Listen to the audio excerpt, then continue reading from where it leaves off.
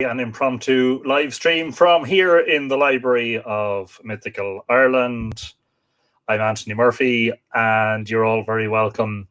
So an unannounced, as I say, broadcast, and that's because there is good news. Finally, I have received copies of the second in the Mythical Ireland Monograph series, Monograph number 2 about Bóinn, the goddess of the river Bóinn and the Milky Way. So, you know, I've been a busy little bee in terms of the writing projects. I did enter the year with an ambition or an aspiration to publish at least 3 books during 2021. It is now the middle of July, and I have published 3 books. Those 3 being the Return to Segish, the first in the Monograph series, which is about Finn and the Salmon of Knowledge, and the second now in the series, which is the Bóinn Monograph. So I thought I would do a quick live stream. If you're a patron of Mythical Ireland, you will have earlier on today seen a video that I posted in which I was unboxing the Monograph and getting a look at it for the first time. So those of you who are patrons, I hope you enjoyed that. And there's Laura Murphy. Hello, special welcome to a special mention for Laura.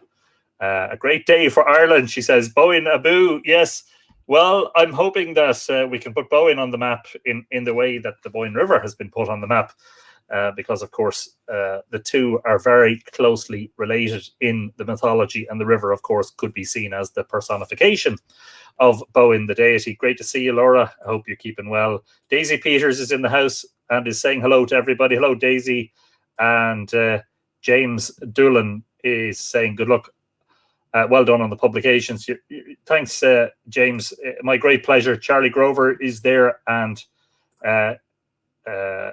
Giada Claire is there. Thank you indeed. Anyway, without further ado, I should show you a copy of Mythical Ireland Monograph series, volume number 2, which is called Bóinn, the goddess of the river Bóinn and the Milky Way. I should show it to you, but I'm not going to. No, okay, all right then. There it is. Doesn't it look fab?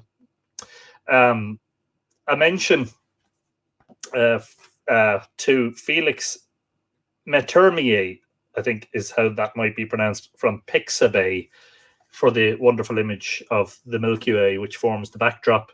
The foreground image is a photograph of the Bóinn at Brúna that I took myself, using a drone, obviously, an aerial photograph.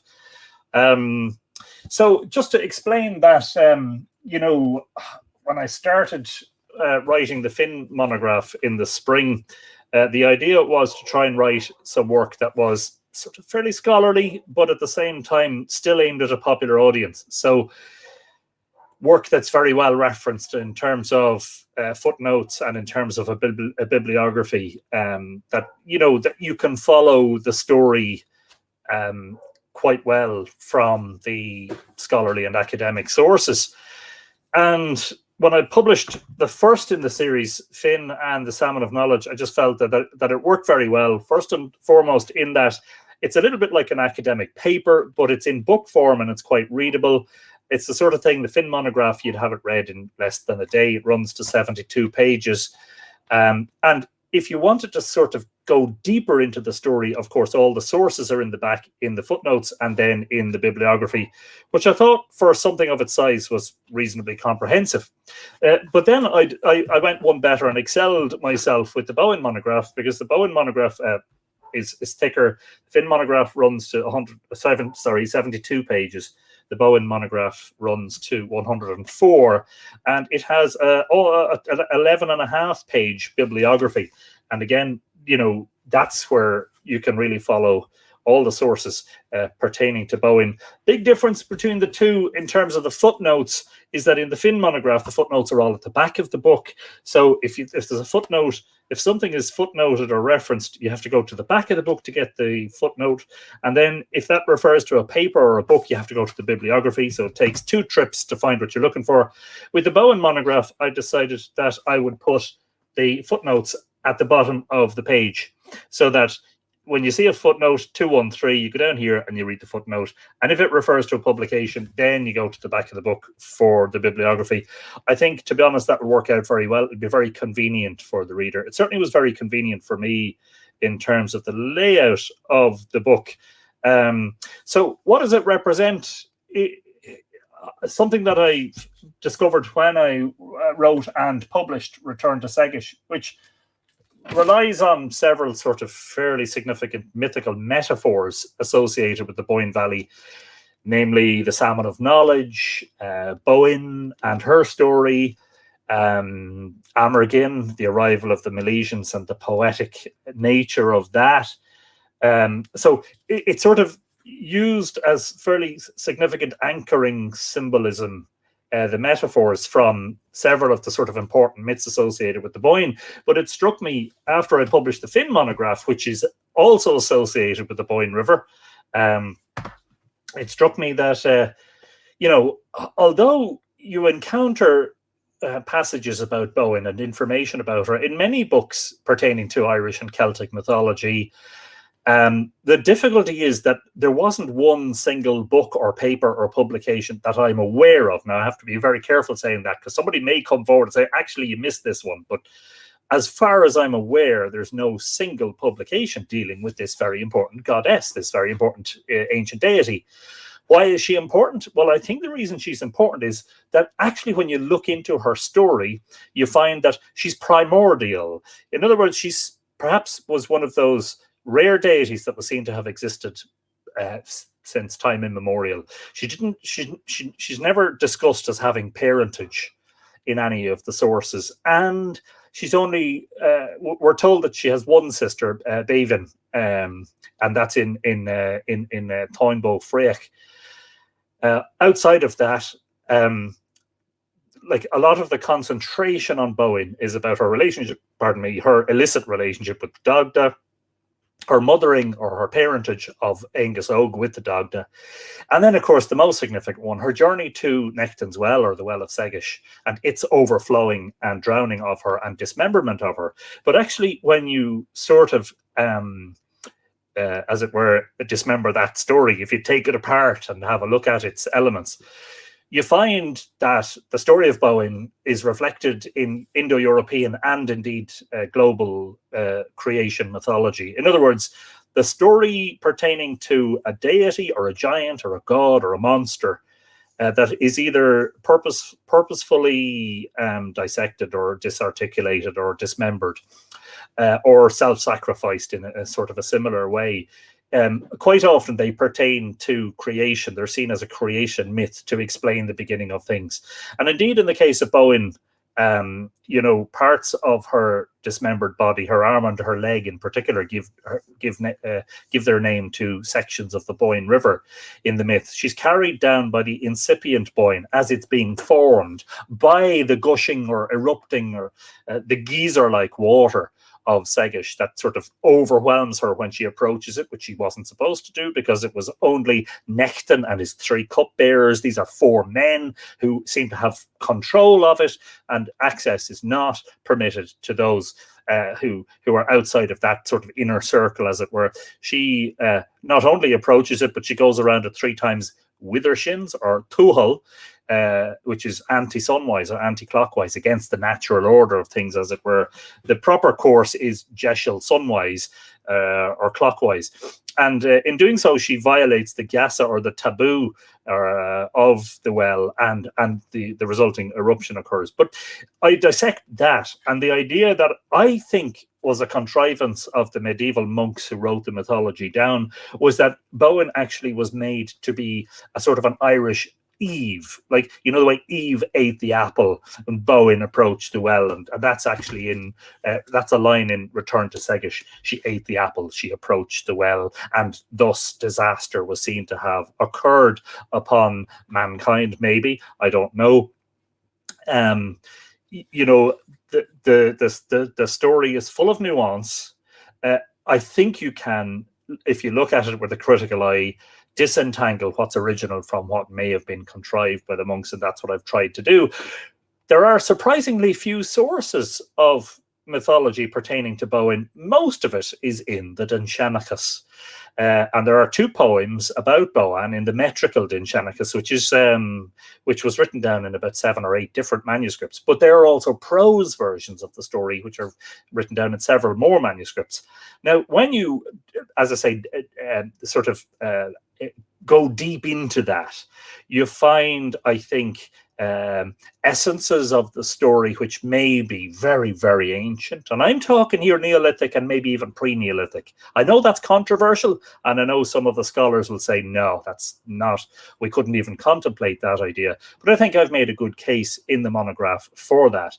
I also think that I've made a case for, as I say, the introduction of what we might call pious material. Remember that the monks who were writing down the myths, they were Christian and they wanted to perceive things in the light of their biblical worldview. However, oftentimes the monasteries were endowed with support by patrons who were kings or local chiefs who were maybe not Christian, or who were maybe pagan, or who for whom the recollection and the recording of their pagan mythology was important.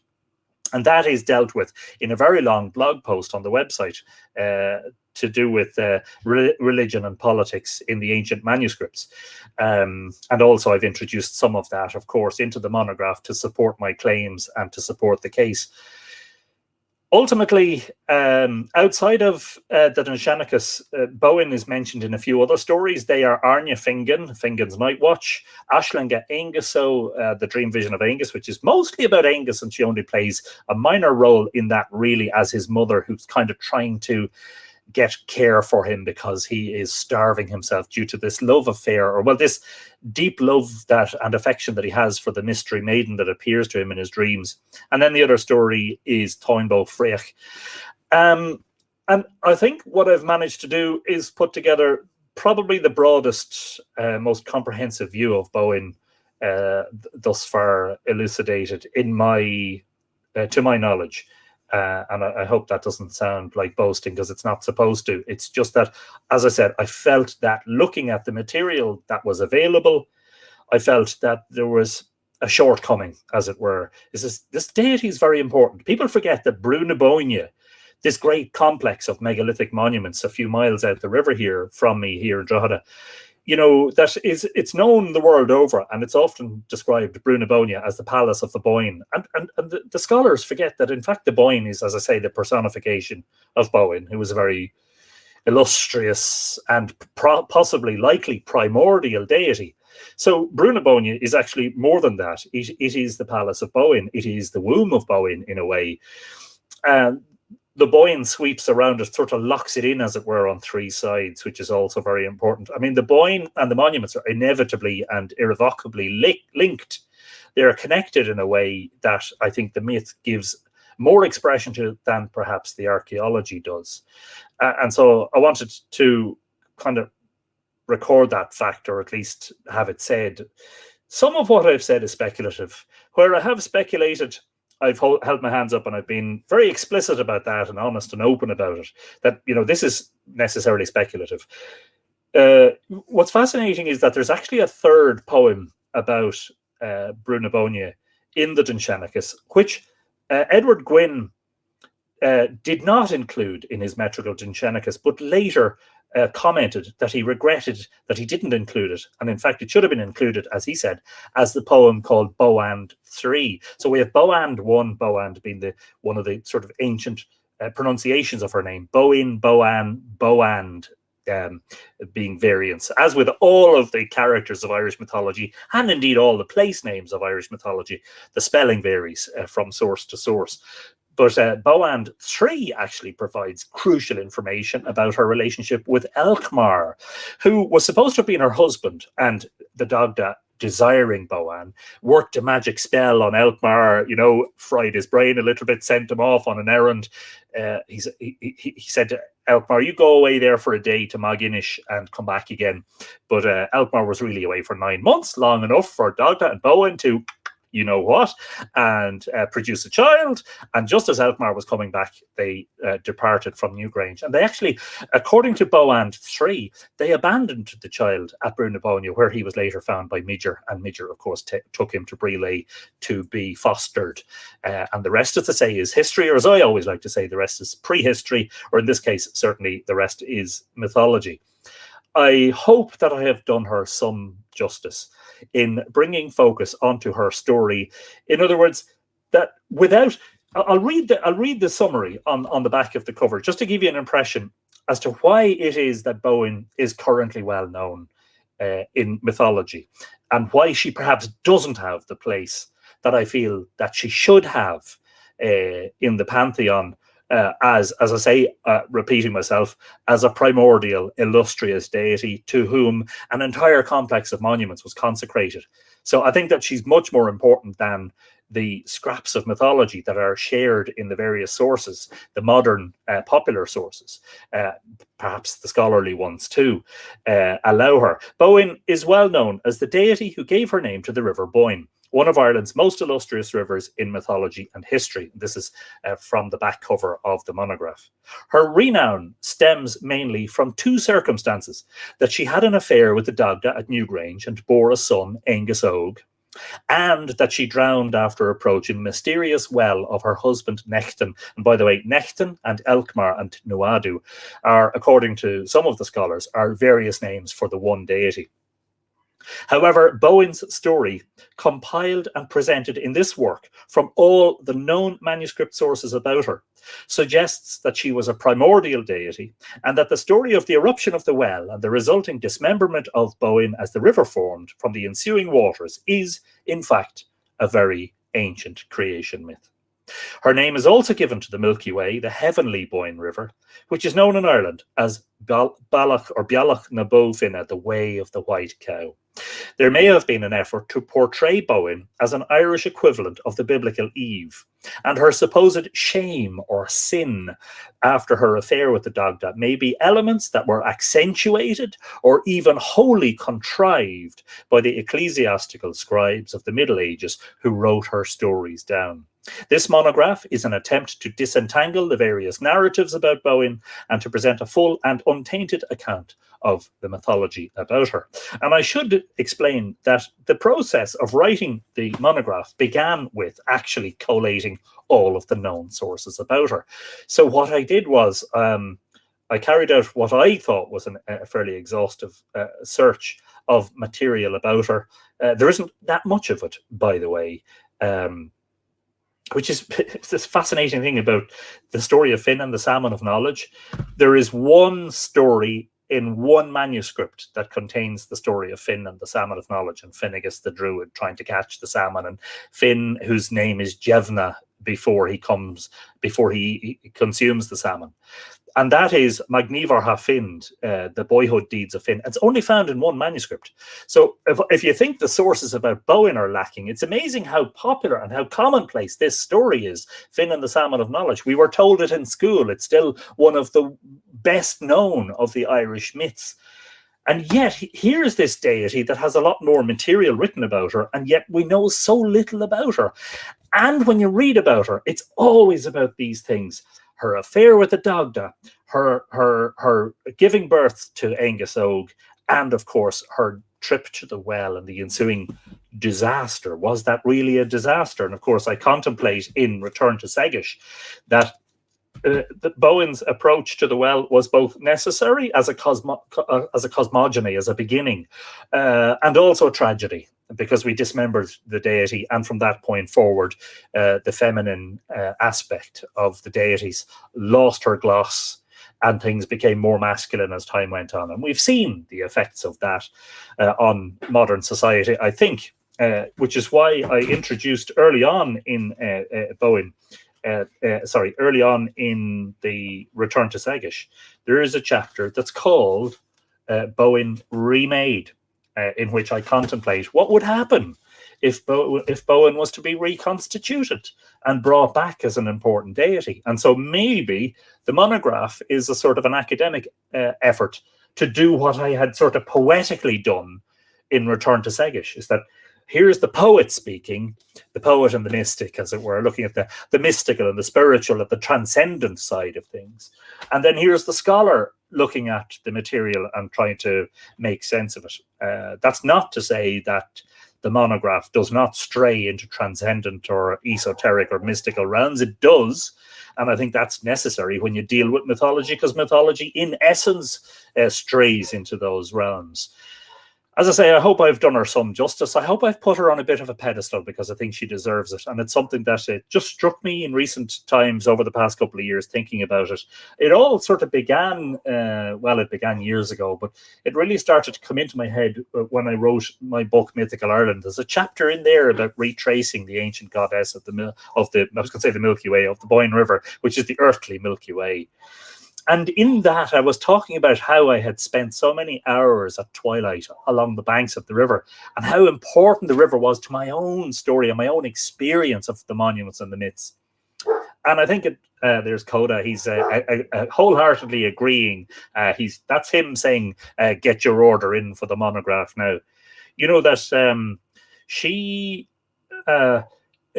you can. I think it's difficult when you look at poetically or mythically. It's difficult to separate Bóinn from the story of the complex of monuments, and yet you can go there as an archaeologist and forget all about the mythology, and you can deal purely in terms of in terms of history and in terms of material evidence. That won't tell you much about the deities that were worshipped by the people who built the monuments. And of course, there are very few scholars, hardly any, in fact, who will say that Dagda and Bóinn and Aengus are Neolithic deities, but I think in essence that's what I'm trying to say, that the stories contain descriptions of the functions of the monuments, which suggests to me that if these monuments, especially Newgrange, was supposed to be sealed up for 4,000 years, well, if it was sealed up for 4,000 years, it's difficult to say that the mythology about them is only early medieval or Iron Age or even late Bronze Age. I think it goes back further than that. But anyway, that's for me to argue and for other people to read what I've written and say, no, I don't agree with you, Anthony. And if you don't, that's fair enough. There'll be no falling out, as it were, so long as you can make a case to the contrary. Anyway, the series, which began with one, and it was an aspiration. I said, look, make this a series and put Mythical Ireland Monograph series number 1 on it, and that forces you then to produce more work.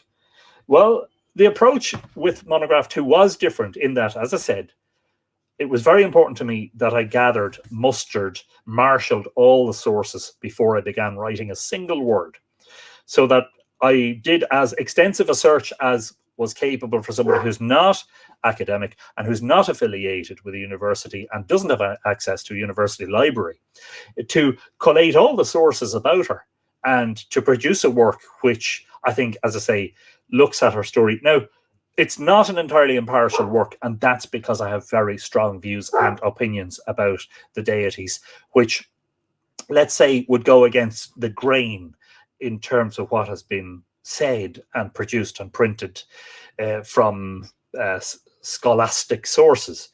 And they, of course, will I've no doubt argue against some of what I've said. However, I think it's very difficult when you appraise all of the material, not to at least tenuously conclude that this is a very important deity and that she clearly has a strong association with the monuments. In fact, as I say at the introduction of one of the chapters, I have to apologize about Coda. He is barking incessantly in the yard. He's obviously very excited about the monograph. He's wondering where his copy.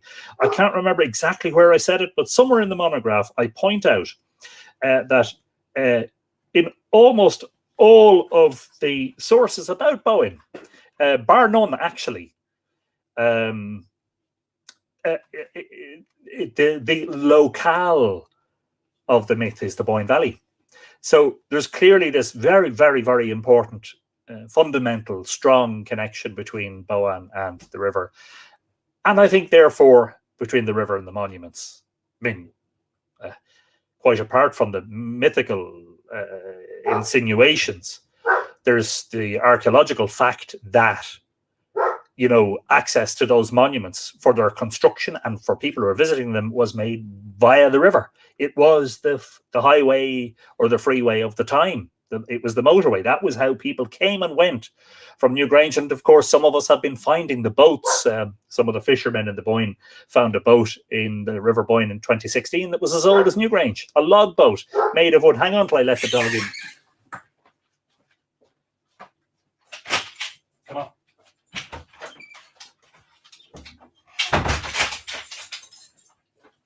Coda.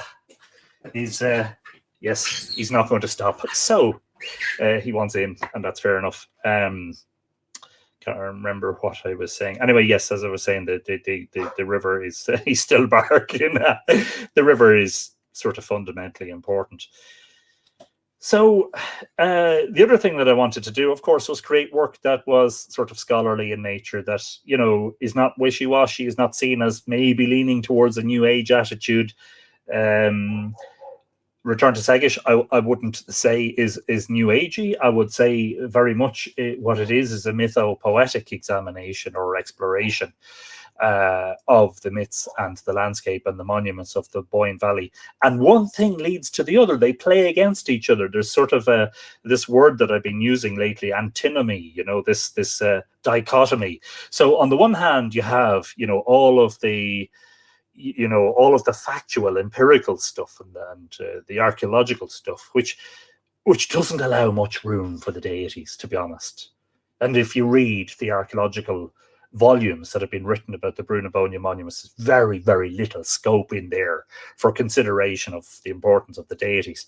And then you go over to the mythical, which we could also say is the mystical side of things. And it portrays a very different picture. And what we try to do is kind of meet in the middle between the two. So rather than see it as a constant antinomy, a polarization, when two magnets repel each other, rather we're seeing it as a coming together. How does the material come together, the scholarly and the poetic, in a way that's meaningful, in a way that can tell us more, not only about the monuments and the landscape, but indeed about the people who created these stories initially. Like, there are scholars out there who tell us that the Denchenicus was contrived by the monks. It is antithetical to me to suggest that the monks of the Middle Ages came in and contrived an entire cosmogony, and an entire massive, enormous, immense, almost endless, expansive body of mythology. No. What they did was they recorded what was there, mostly. They may have invented one or two stories, I don't know, but they embellished it. That's the critical thing, is that they added material, as I say, to bring it more into line with their own worldview. They did that to please their abbot, but also to please their sponsor or their patron, the local chief or the king. It may have grated against their beliefs and their consciousness to do so. It may have irked them considerably to have to write this stuff down. They may have tired of it enormously. But we can, I think, still extrapolate, extract the genuine indigenous material from the stuff that was added. And perhaps that's a naive view, and perhaps as a non-scholar, my argument may come undone by something a scholar will say when they read it. Notwithstanding, I still think that it's very important that this work is done, and not to see things from a very one-sided perspective. I think that ultimately that antinomy or that dichotomy is actually very important to the work of disassembling and examining, but then reassessing and disseminating the complete picture of Brú na Bóinne and its monuments, and of course its deities, which tells us something about the culture and the beliefs of the time it was built, I think. So I think I've said enough. I'm just going to go scroll back through the comments and see if there's anything. There's Amy Murphy. Hello, Amy. Brilliant. The The stream is freezing apparently for 1 or 2 people. Sorry about that. Federica is there. Hello, Federica. I hope you are well. Thank you, Daisy. Always delighted to have you along. And thank you also, Elaine. Yeah, look, it's been hard work, but it's been enjoyable work. And it was something that I felt very strongly that needed to be done. Finn, not so much, because, you know, everybody knows the story. But what I wanted to do with Finn was, well, one of the things I wanted to do was place the story. Like, where is Lynn Féach? Where is Féach's pool? Where is this supposed to have happened? And then the connections with other myths about what might be the deeper meanings of the Salmon of Knowledge. It was an initiation of the boy Jevna, and then he took the name Finn McCool, or was given it rather by the druid Finnegas the Wise. And then what are the significances about the fact that Dagda was known as the king of Lynn Féach, the king of Féach's pool? There you go. So that's fascinating. In Boann, in addition to the material about the mythology, there's the stuff about the cosmology and astronomy, the Milky Way, the connection there, the 2 rivers being reflections of each other, the astronomical alignments. Then there's the idea of wisdom, the wisdom in the well that she was going to fish out, as it were. And a hat tip to Mircea Eliade's eternal return, and the idea that the cosmogony was, as it were, the first time of the people. You know, that the ancient cultures around the world all had this cosmogonic view in which there was a first time, there was a sacred time when everything was seen to have started, or when the creation began. And in retelling that, and in retelling the stories and recreating that, you're actually going back to, you're reimagining the first time, and that's where Eliade comes into it. In addition to that, the drownings, because her drowning in the river is not the only one in mythology. The dismemberment, of course, the other great story, which is also a creation myth, and I think the 2 may be distorted variants of the same creation myth, is the story about this great monster, the Mata, which was dismembered at Newgrange and thrown into the River Bóinn, and bits and pieces of its body formed new landscape features. That, as all of the essences of this worldwide, as in it is found in diverse cultures worldwide, of this story of the dismemberment of a monster or a deity or a giant or whatever, you know. And I'm sorry if the reception is pausing for people. I'm not so sure how many people that's affecting. Joe Butler is here. Hello, Joe. Paul Campbell is there. Donna Ferrer is there. Desiree is in the house, is she? Did I see? Yes, indeed. First live stream in 6 weeks.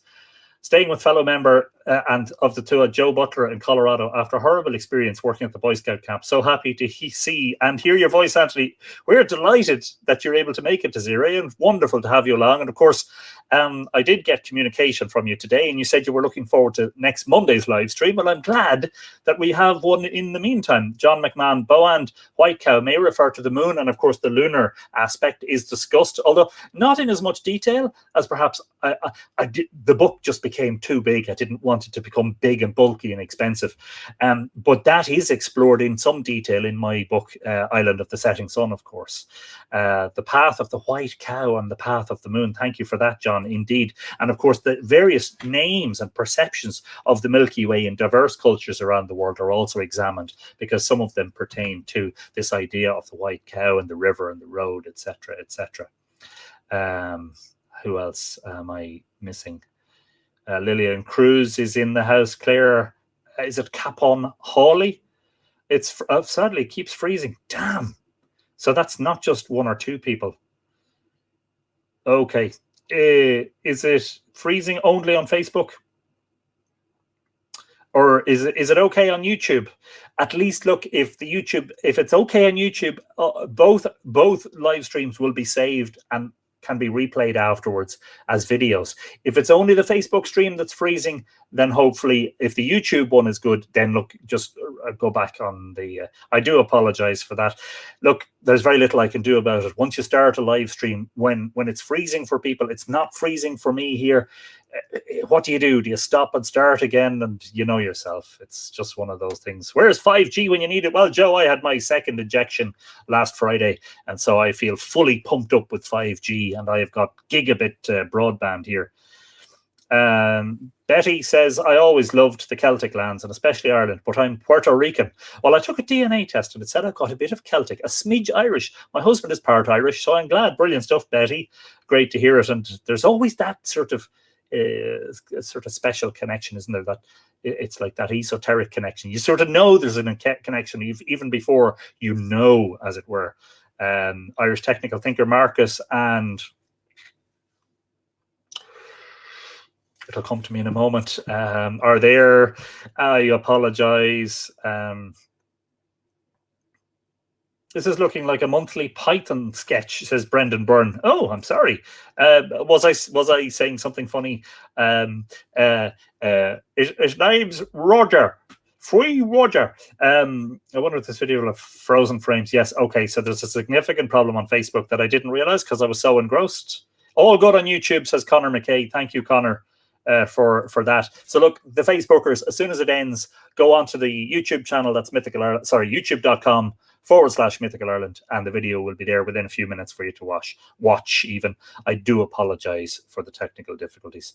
Yes, Joe, that is the worst joke of the night, but it's still hilariously funny. Coda is saying the stream is rough.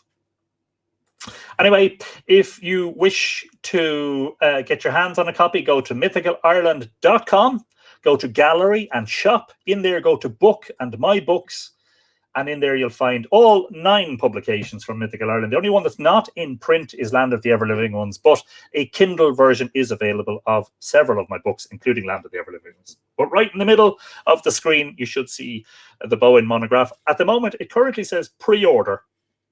And of course, that's been available to pre-order for about 6 weeks.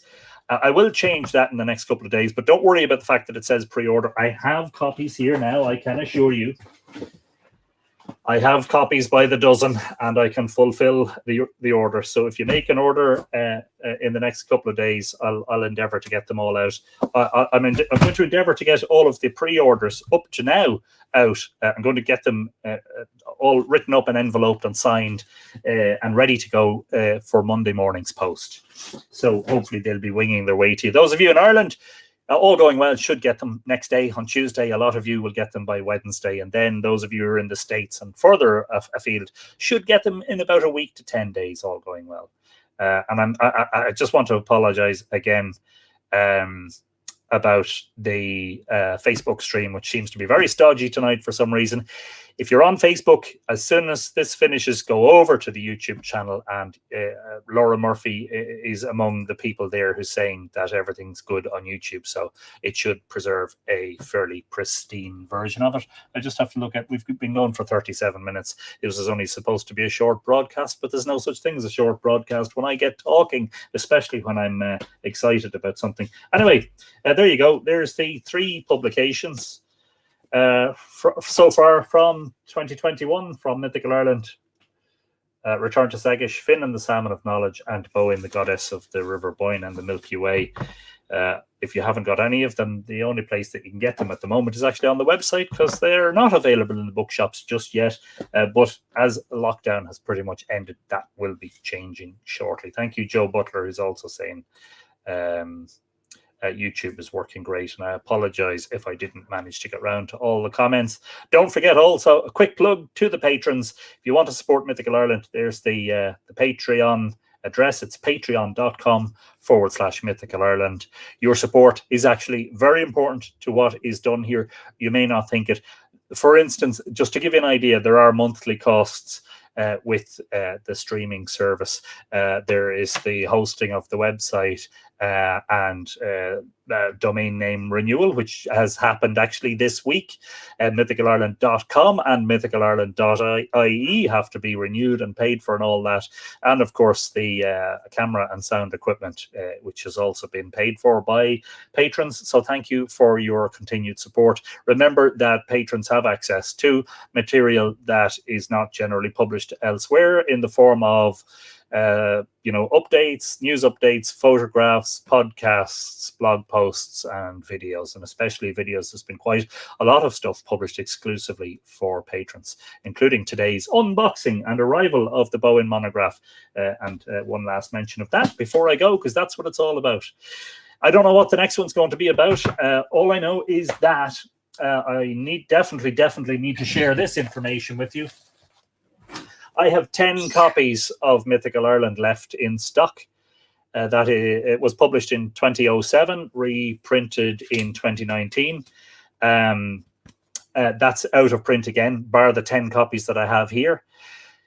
If you want it in its current form, order it on the website now and I'll send you a signed copy. The good news is that a revised and expanded version of Mythical Ireland is planned for the autumn, will be published by Liffey Press.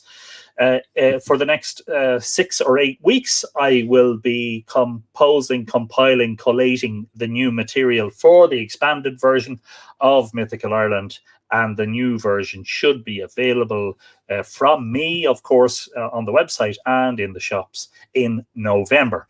So if you're really anxious to get reading it, there are 10 copies of it left.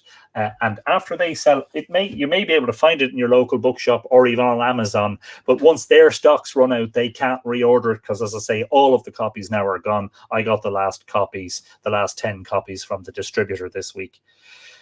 And that's all it remains for me to say, except for I am currently in the middle of writing something else, which I'm going to keep under my hat for the moment, although the new monthly Patreon video update will feature some discussion of that. So if you want to hear more about that, perhaps consider becoming a patron at the Bronze Age level or above.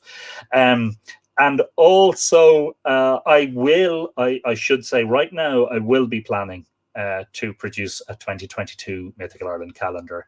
The 2021 calendar, which was my very first calendar, was a tremendous success, and copies of it went all around the world, to all continents, I'm glad to say, and I hope that it's hanging proudly on many walls. So I will, if I get time, I want to write a monograph about Amergin.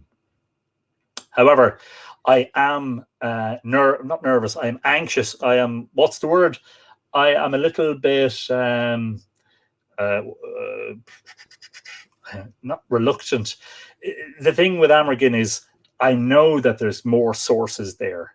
And so it's going to be more difficult to bring that together and to try and compress it into, as I say, I think maybe 100 pages or so is as big as you'd want the monograph to be.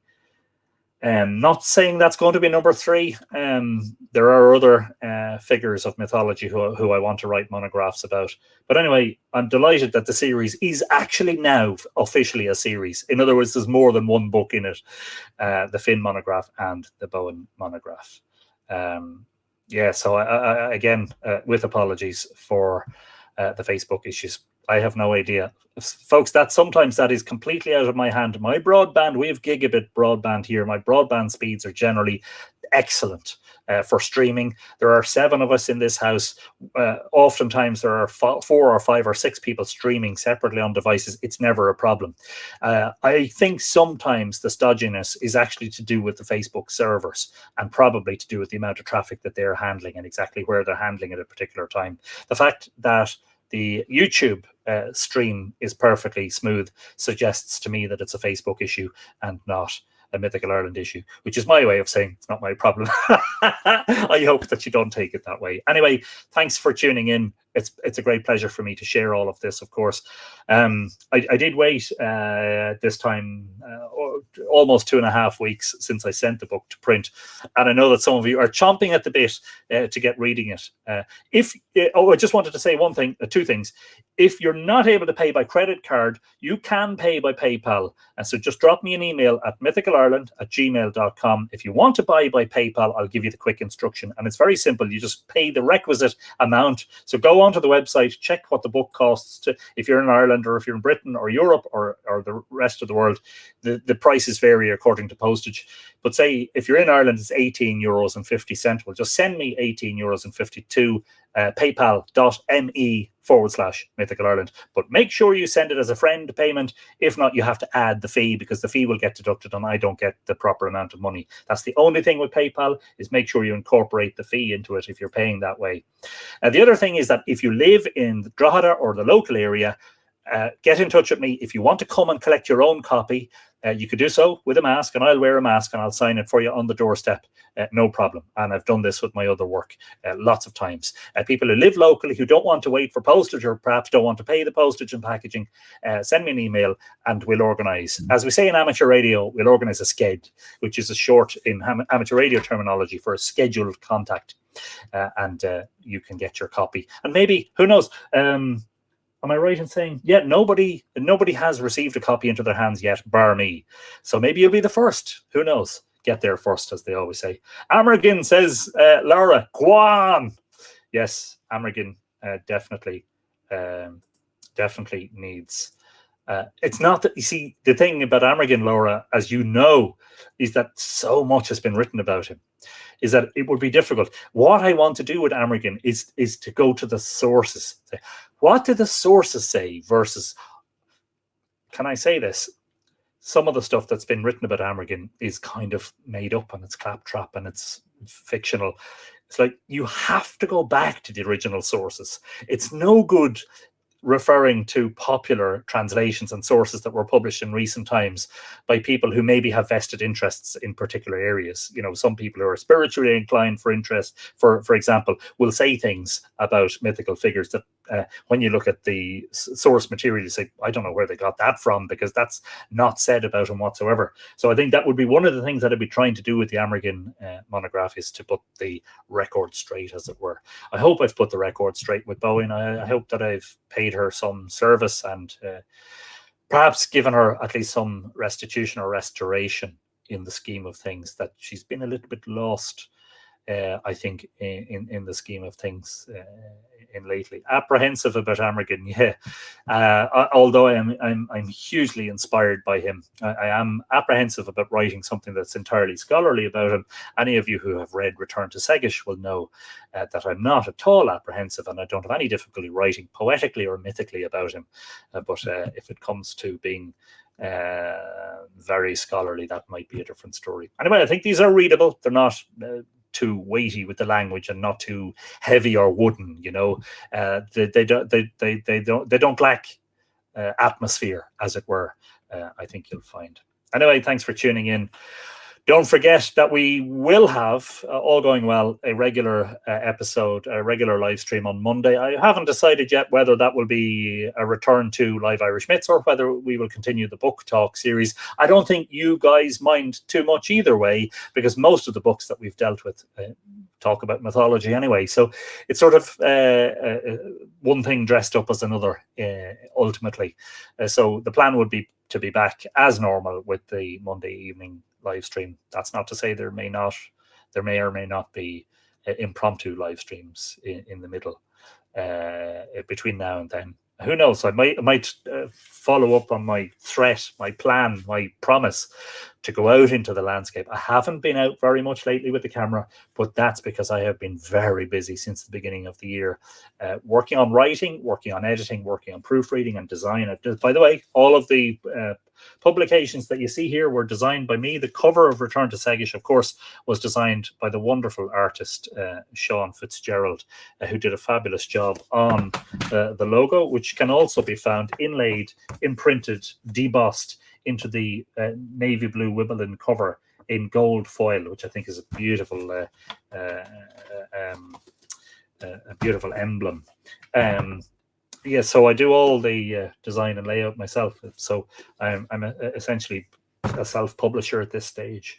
So it's all very busy. And as I say, writing something else. And then I have to sort of start concentrating on the new edition of Mythical Ireland. So it's full steam ahead in the background. You may not be seeing as much activity on Facebook as you were maybe 6 months ago or 9 or 12 months ago. But rest assured, that's not because I am intentionally not bothering. It's because I'm basically trying to devote my time to writing. And that is the result of it. The result of it is, you know, here in physical form in the books. And I hope that, you know, I still think that the internet is a fleeting thing, that in the future we'll look back and we'll say, oh, do you remember the internet? You know, it's a bit like I'm writing my latest work has been written on a typewriter. And it's like people say, do you remember typewriters? Well, do you remember pen and paper? And before pen and paper, how were stories transmitted? Well, we told them. That's what we did. We told stories, and that's how they were recorded from generation to generation for hundreds and if not thousands of years. So perhaps we need to go back to that, and we've done that to a large degree with the live streams over the last year and a half. Lots of comments about Mr. Zuckerberg. Yes, I am saying nothing on that front. All I will say is I hope you all have a very good night or a very good day if you're in the States or in South America. If you're in Oceania or the other side of the world, a very good morning to you, and I hope you have a great day. Desiree, we are delighted to have you back in civilization, back in the land of the living.